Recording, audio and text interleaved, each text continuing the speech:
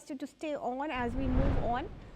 Viewers, China has also sharply criticized Japan after Tokyo approved a supplementary budget that pushes its total defense spending to roughly $71 billion for fiscal year 2025, reaching its goal of allocating 2% of GDP to defense earlier than planned.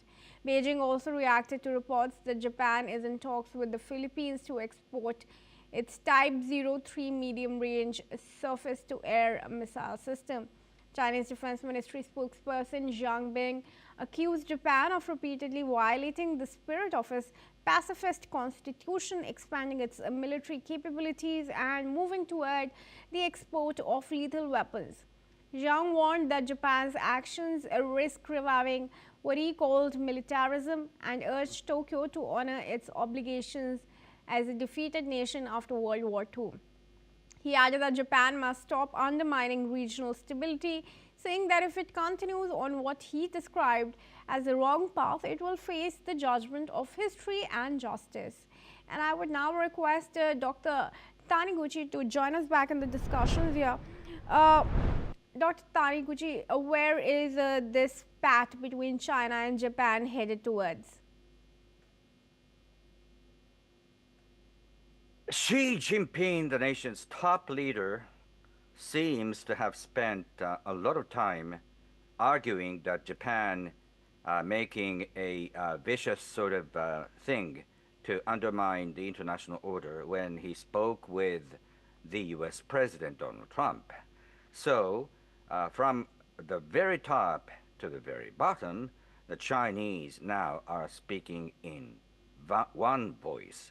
The spokesperson you have just cited is just a is just a spokesperson for not the state itself, but for the military. So it is not an authoritative sort of statement, but the content that you have cited is exactly the same as everyone else says. So they are actually making utmost attempt to call something white, something black. So that's exactly what China is doing now. And how do you respond to China's criticism on Japan approving the supplementary budget? I think it's common knowledge that many Western nations, including NATO member nations, are aiming at even higher, 2.5% as opposed to GDP.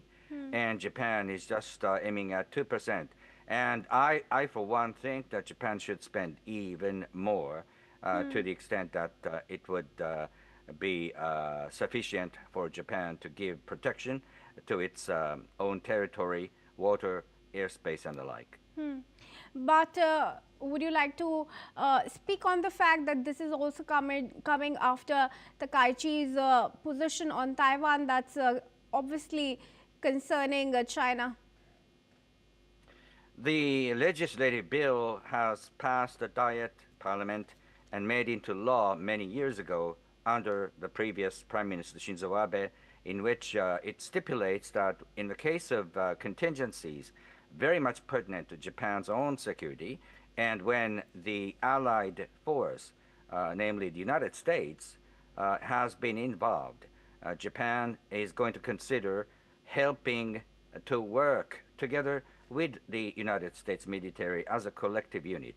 So that's what Takaichi, Prime Minister Takaichi mentioned. She doesn't say anything that Japanese are going to be automatically involved in case of Taiwan contingency when the Chinese assaulted Taiwan militarily. All right. Thank you, Dr. Taniguchi, for speaking to us here at NewsX World and helping us with more perspective on that. And